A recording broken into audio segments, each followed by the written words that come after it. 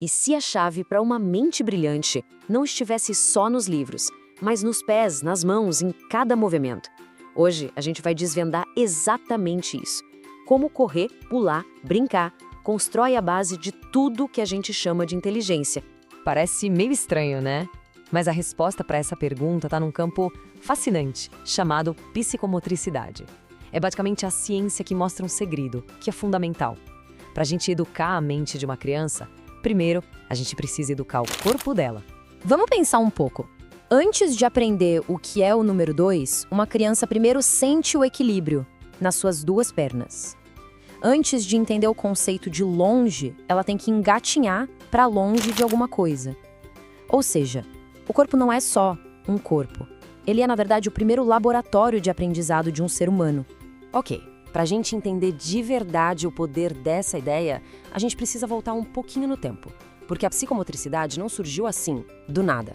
A jornada dela saindo da clínica médica e chegando na sala de aula, olha, isso revela uma mudança gigantesca na nossa forma de enxergar o aprendizado. Lá no comecinho do século XX, a ideia era bem médica, sabe? O corpo era visto quase como uma máquina que precisava de conserto. Mas aí, na metade do século, pensadores como Alan e Piaget começaram a notar que faltavam umas peças nesse quebra-cabeça. E que peças? As emoções, a inteligência. Hoje, a gente já consegue ver a foto completa. É uma dança perfeita, inseparável entre o corpo, a mente e o coração. Certo, mas por onde é que começa essa jornada toda de aprender com o corpo? Bom, começa com a criação de um mapa. Mas não um mapa do mundo, não. É um mapa interno. Pensa num GPS que fica dizendo para o cérebro onde o corpo está, a cada segundo. Esse é o tal do esquema corporal. É por causa dele que a gente consegue, sei lá, levar um copo até a boca no escuro sem errar. Ou coçar as costas bem no lugar certo sem precisar de espelho. É como se a mente ficasse o tempo todo sussurrando. Eu tô aqui, esse aqui sou eu. Tem uma frase que resume isso perfeitamente. É o corpo dizendo ao cérebro onde ele começa e onde o mundo termina. É essa fronteira, sabe? Essa linha bem clara que nos ajuda a não sair esbarrando em tudo por aí. E claro, que permite que a gente interaja com o mundo com segurança, com confiança. Mas, e quando esse mapa interno é meio falho, sabe? Impreciso? O que acontece? A gente vê crianças que têm má coordenação, que tropeçam muito, que são mais lentas. E o mais importante aqui para a nossa conversa, crianças com dificuldade na escrita. Porque no fundo a caligrafia é isso, né? É um movimento super preciso que precisa desse mapa interno funcionando direitinho. Beleza. Então, digamos que o mapa interno está pronto. E agora? Como é que a gente usa esse mapa para navegar nesse mundo tridimensional todo complexo que está à nossa volta? Bom, para isso, o cérebro vai precisar de mais duas ferramentas, uma bússola e um relógio. Essa bússola que eu falei é a lateralidade, aquela nossa noção interna do que é esquerda e do que é direita.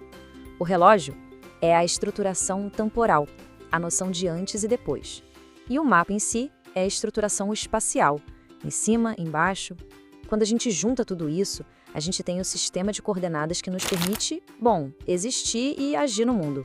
E é aqui que a gente volta para a nossa pergunta inicial, aquela da leitura. É a conexão surpreendente. Pensa bem, se o cérebro de uma criança ainda não dominou qual é a mão esquerda e qual é a direita, como é que a gente pode esperar que ela entenda a diferença entre um B e um D?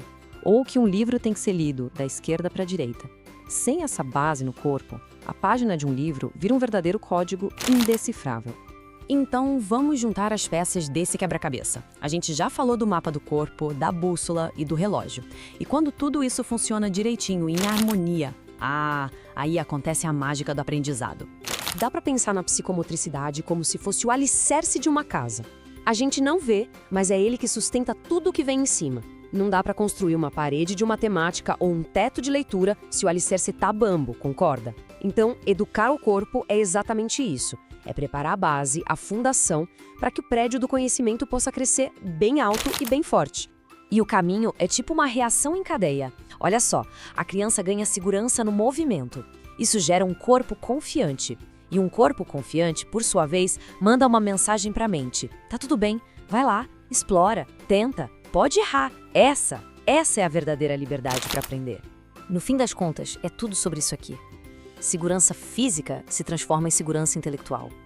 A confiança que uma criança sente quando sobe num balanço, por exemplo, é a mesmíssima confiança que ela vai usar para levantar a mão e fazer uma pergunta na sala de aula.